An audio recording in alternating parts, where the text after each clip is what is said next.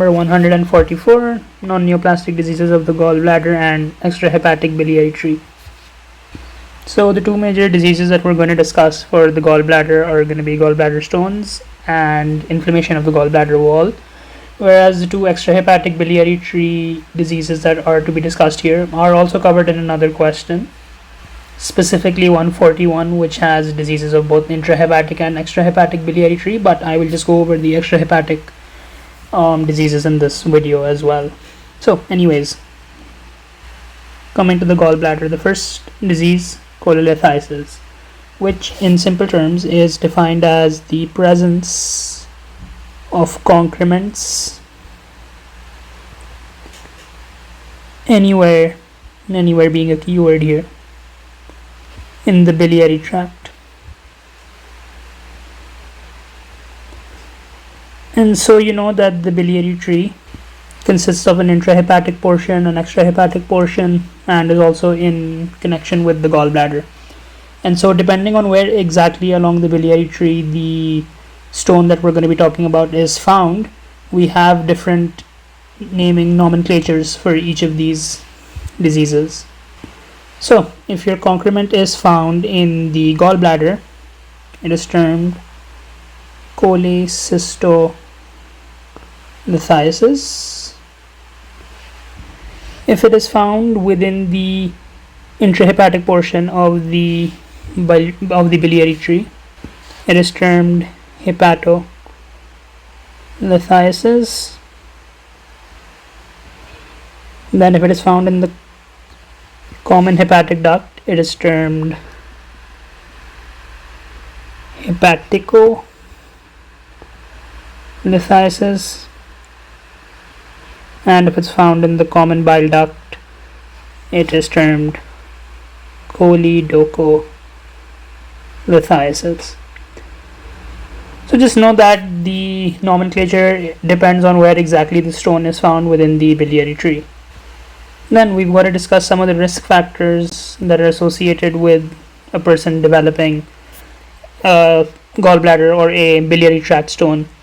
And so the 5 F's is how you're going to remember these risk factors. So if you have a fair individual who is fat, who's a female, who's fertile, and in her 40s, these characteristics put you up at a higher risk of developing a gallbladder or a biliary tract stone. And so talking about the gallstones themselves, how do they form? Now we're going to come and have a look at the constituents of bile as a whole. So you know that bile is made up of bile salts, it's made up of phospholipids,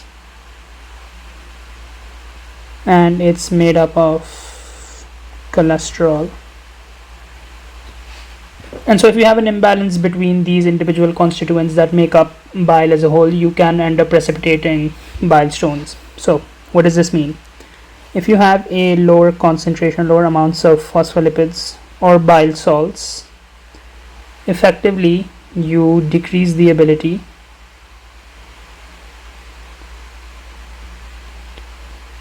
to keep cholesterol in solution.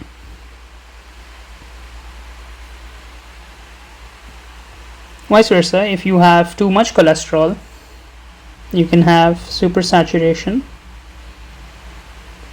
which effectively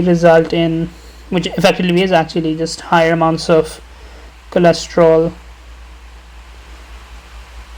in solution, resulting in stones being precipitated. And so this is a bit about how these gallstones can end up forming. Now we have to talk a little bit about the individual stones. And so the most common types of stones are going to be your cholesterol stones.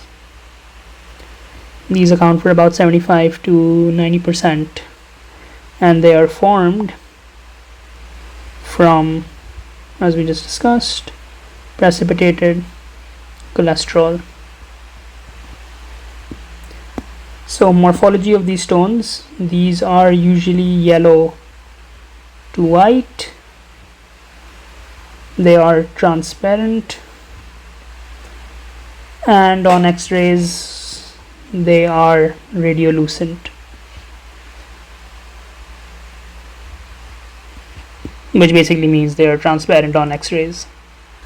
The second type of stone you've got is a pigmented stone, and pigmented bilirubin stone to be precise.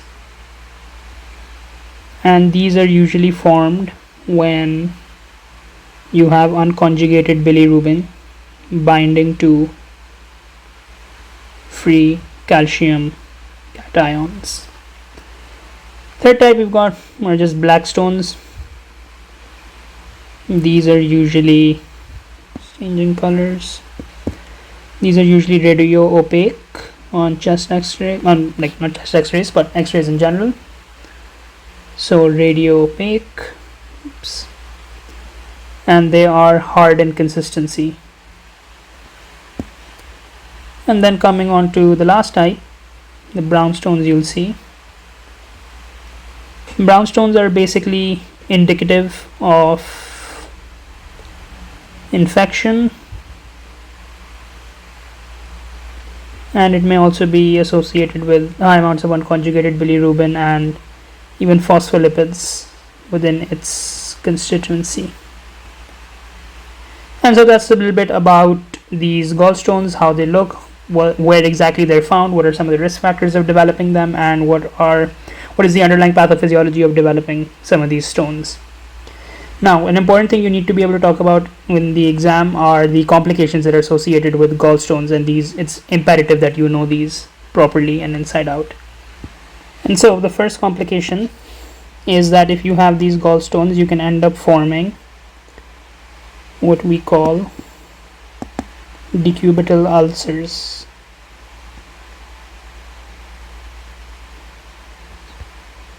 Which basically means you have a defect in the gallbladder mucosa that extends past the muscularis mucosa. Again, please remember your definitions and the differences between an erosion and an ulcer. The ulcer definition you'll remember from GI pathology applies here as well for decubital ulcers. And the problem though, however, is that these ulcers aren't the end of the issue. What can happen is that these ulcers can end up extending, and you can have what we call a penetration or a perforation. And it is once again important that you know the difference between what penetration and perforation is. Perforation is when you will have the ulcer eroding into the peritoneal cavity.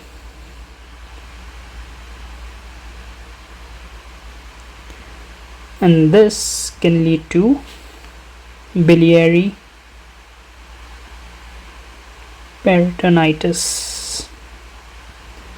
Penetration is usually pathologically very similar to perforation, but the idea is that your ulcer erodes into another organ, such as the liver, the pancreas, or any other surrounding anatomical structure you can think of.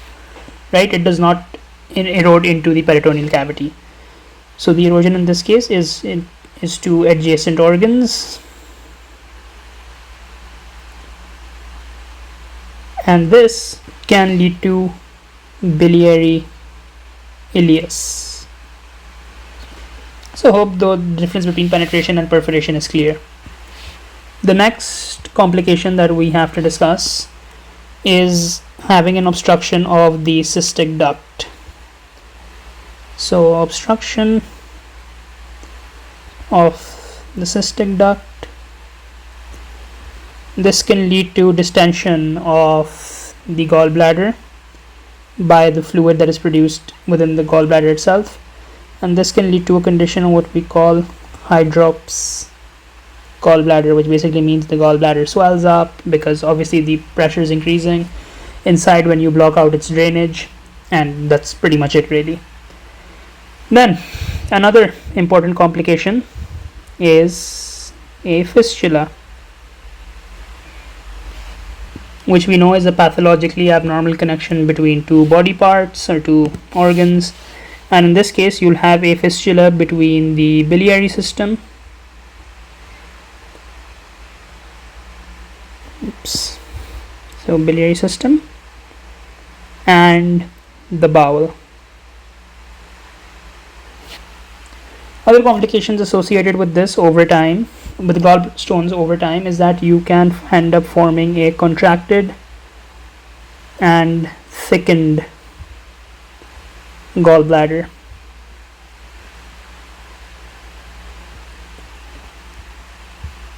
And the last bit, which is more in association of where exactly the stone is stuck, and in this case that is going to be in the common bile duct. So if you have a stone stuck in the common bile duct, you can potentially have biliary cirrhosis. You could end up having acute pancreatitis. You could further end up having suppurative cholangitis. We'll discuss that in a bit. Or you could just end up having the clinical presentation of jaundice as well. So those are the complications that are associated with gallbladder stones. And then another important complication, which we have to discuss in detail as part of another pathology on its own, is cholecystitis, or inflammation of the gallbladder. So by definition, cholecystitis, inflammation of the gallbladder, and this can be divided into acute cholecystitis and chronic cholecystitis, as most inflammations are in pathology.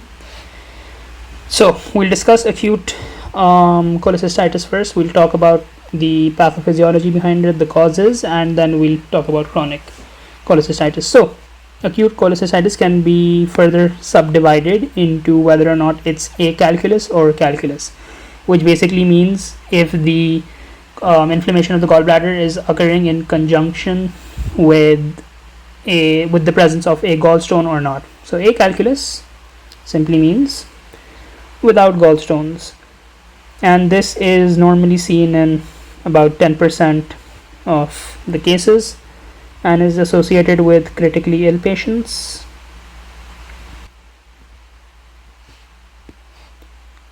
So critically ill patients, gallbladder stasis,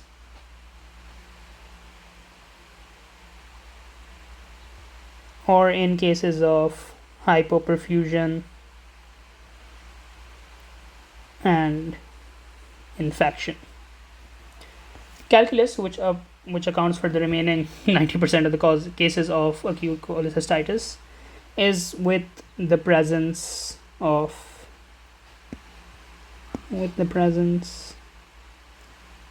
gallstones.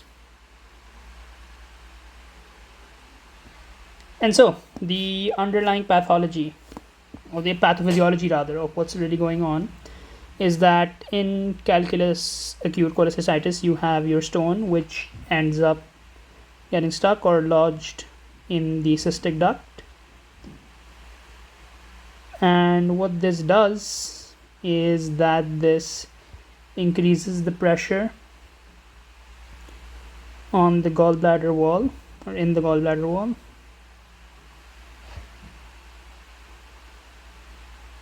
and this increase in pressure, if you can remember a bit when we talked about acute appendicitis, can result in compressing the vessels that supply the gallbladder, and this can lead to ischemia. And so if you do not have perfusion of the gallbladder wall, what this in turn does is that it decreases the mucus production that occurs at the wall of the gallbladder, and once this happens, you are effectively increasing the exposure of the gallbladder mucosa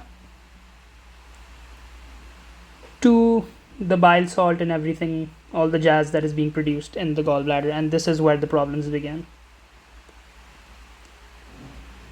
What you can further do in the case of no fluid flowing out of the gallbladder because of this obstruction at the level of the cystic duct is increase bacterial growth. And the two bacteria that are normally implicated or are seen in the two bacterial growth that are seen in bile stasis are that of E. coli and the Bacteroides species. Anyway, what happens next? Once you have this bacterial overgrowth and a weakened mucosa because of all the erosions and the ulcerations that are being formed because of the exposure to the bile salt, the bacteria end up invading the mucosa, which in turn will then mount an immune response. And an immune response is in fact what will end up leading to your inflammation. So you're going to have a neutrophilic leukocytosis, which in turn leads to the acute inflammation as a whole. So morphologically, what are you going to see? If you look at the gallbladder, characteristically, now that we've already discussed, we are going to have acute fibropurulent inflammation. At the level of the gallbladder itself, we'll see that the gallbladder has a thickened wall, and it is larger in size. We're going to see a fibrinous exudate, which may also be coupled, depending on the severity of the inflammatory response, with a hemorrhagic serosal surface. So fibrinous exudate with or without the presence of blood on serosal surfaces. And you'll see gallbladder, same thing really as just seeing a purulent exudate, a gallbladder empyema. Just to drive home the point again, at the microscopic level, neutrophilic exudate,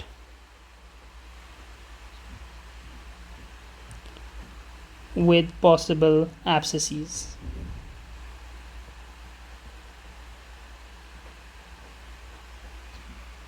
And so what happens moving forward from here with respect to the stone? Two things can happen. You can have that the stone ends up falling out of the cystic duct, and then all's well and that ends well for the most parts. The symptoms plus the inflammation should resolve. If this does not happen, if the stone remains intact, this can lead to perforation. We already described what that is. And then this could progress to sepsis and eventually death. The other thing that can happen is that when you have the stone within the cystic duct and we've seen that we have an ischemic attack taking place at the level of the gallbladder, this can result in gangrenous cell death at the level of the gallbladder. And so these are some of the important things to remember with respect to acute cholecystitis. Then coming to chronic cholecystitis, this is basically again inflammation of the gallbladder. So gallbladder inflammation, and this is seen in proportion to repeated attacks of minor acute cholecystitis. And so you can imagine the pathophysiology behind this is relatively quite simple. You have a stone that is once again lodged in the cystic duct. and then you have the inflammation take place.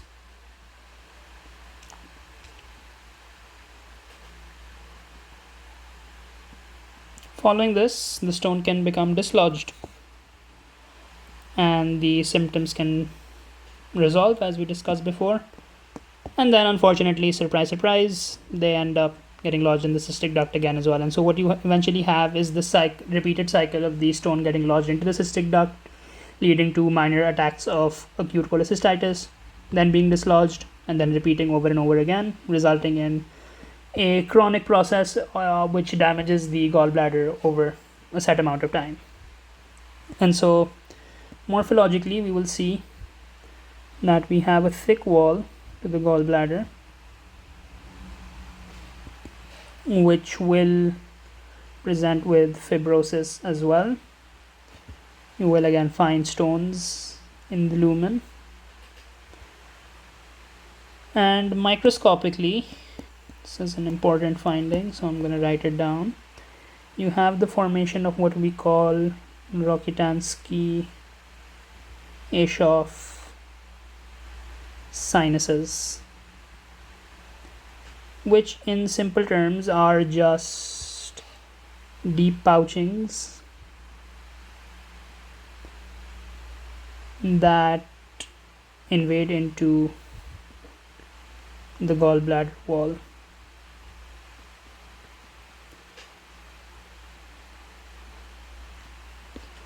Other microscopic findings may include ruptures. In that case, the gallbladder will shrink, and this may result in, you will see macrophages with phospholipids, and you will see xanthoma cells, which by definition are just fat-laden macrophages. Complications, one worth knowing, is the formation of a porcelain bladder, which by definition is just when the gallbladder wall has undergone extensive dystrophic calcification. Other complications can include hydrops gallbladder, which we just discussed earlier, a cholecystitis polypo, or it can, these are just words that were thrown around in Professor Bartu's presentation, so I'm just mentioning them here. It's worth mentioning them here. We can have gallbladder retrahans and chronic fibrosis as well. And that pretty much covers the non-neoplastic diseases of the gallbladder itself, leaving us with the extrahepatic biliary tree non-neoplastic diseases. Just two that are worth discussing here as well. Oh wait, and before we finish off with acute, because clinically this is important, with acute cholecystitis, the patient presents with a positive Murphy's sign, which is basically when you rather perform a palpation on the patient at the subcostal region where the gallbladder would be found, and if there is any tenderness or reaction to pain which is caused by acute cholecystitis, this is a positive test. And yeah, that's about it. Right, so coming to extrahepatic biliary tree diseases, the first one we're going to discuss is ascending cholangitis. So ascending cholangitis, which is basically inflammation of the bile ducts, but this occurs secondary to an ascending infection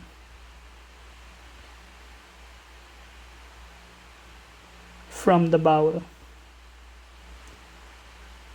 which is usually the duodenum. And so physiologically what happens is, if there is no obstruction, you basically have bile flowing down. I'll just put this in green because green for bile. You have bile flowing down the biliary tree, which washes and prevents the bacteria or any bacteria that are found from remaining stagnant or colonizing the bile ducts.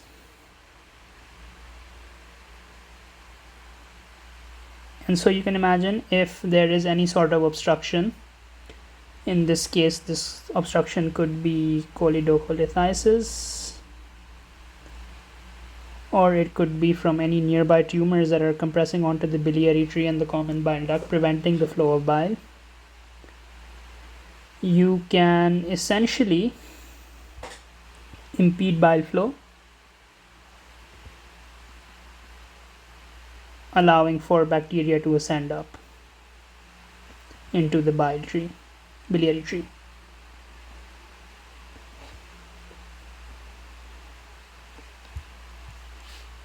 And once the bacteria end up colonizing the entirety of the biliary tract, you can have your classic findings of inflammation taking place as is, acute inflammation taking place as is. So what we're going to see on the morphological level is that we're going to have dilated ducts. We are going to have a neutrophilic infiltrate, and this can also present further with classic findings that are associated with cholestasis, so jaundice and all of that good stuff. And in severe cases, you can have a purulent or suppurative exudation leading to suppurative cholangitis. And what's important to discuss here a bit is also some of the clinical manifestations which you should know. So what are these? A little bit more on the pathophysiology before we get into it. What I'm going to do is just shrink this bit up so I have some space to work with, and I'll leave this here. Right, so when you have an inflammatory process going on in the biliary tree, it can end up creating high pressures in the biliary system.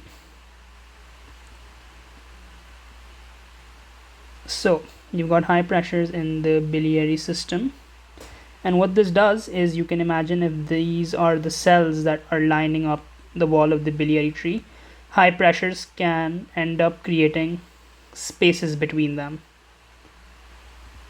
So you've got spaces in between these cells, and what this does is, if you have bacteria, imagine this is the lumen, imagine once again cells on either side, spaces between them, not so much over here, but in an inflammatory process. And so what you've got essentially now is that you've got bacteria sitting in the lumen, and with these in this high pressure system, the cells that are lining the lumen of the biliary tree end up having spaces in between them. And what this essentially does is that this allows the bacteria direct access into the bloodstream, and this is problematic because once you have bacteria in the bloodstream, that leads to bacteremia, which can progress really quickly to sepsis, septic shock, hypotension. And so two important findings when this happens is septic shock, the patient going into septic shock, plus being hypotensive. And you couple this with three other important clinical findings, which we call the Charcot's triad, is that when an inflammatory reaction, the patient has a fever, they have right upper quadrant pain, and they have the presentation of cholestasis or jaundice. These three findings are Charcot's triad, which is associated with ascending cholangitis, and if you put together all five of these findings, which is the fever, the right upper quadrant pain, the jaundice with septic shock, and hypotension, this is called Raynaud's pentad. And this is when your patient is absolutely in a bad shape, in a bad situation, requires urgent medical intervention. And just a word on the diagnosis. If you get asked this, normally wouldn't, but this can be diagnosed with endoscopic retrograde cholangiopancreatography. Hell of a name. But yeah, that's pretty much it for for ascending cholangitis rather.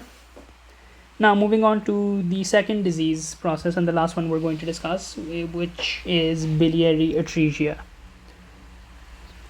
which is basically a condition normally seen in infants in which the extrahepatic bile ducts are scarred, blocked, or just fail to form.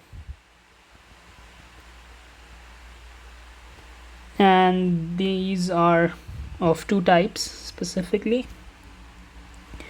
You've got type 1, in which the involvement of the biliary tree is limited to the extrahepatic. In fact, the extent of the biliary tree is limited to the extrahepatic biliary tree only, and this can be corrected by a Kasai procedure, which basically aims to re-establish bile flow from the liver to the intestine by directly connecting a part of the intestine to the liver. No real need to go too deep into it. Type 2, and this is the more problematic one, is when you have atresia that involves the intrahepatic biliary tree as well. And so this is a lot more problematic, and this is normally just treated with liver transplant.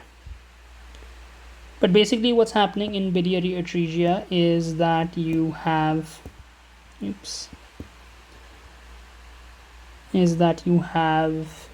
blockage, a deformity, or as we can see, a total absence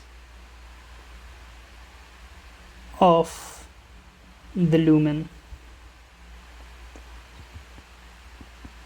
the level of the bile ducts. This entire process, as far as its etiology goes, can be congenital, in which, and in other cases it can be an inflammatory response soon after birth, which ends up leading to the destruction of the bile ducts. And this inflammatory response is normally seen, or rather normally due to a viral or a toxin mediated attack, whatever, or in some cases it is associated with a CFC1 mutation, in which case the patient as a whole or the child as a whole has impaired left and right side embryonic development defects.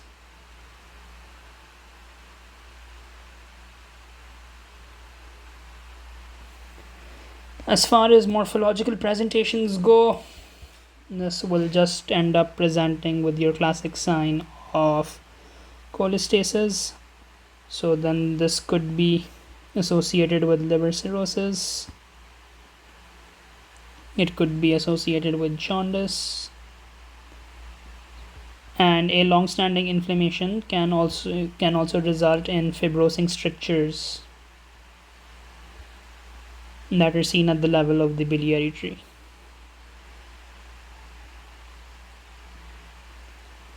And so that is pretty much it for this question.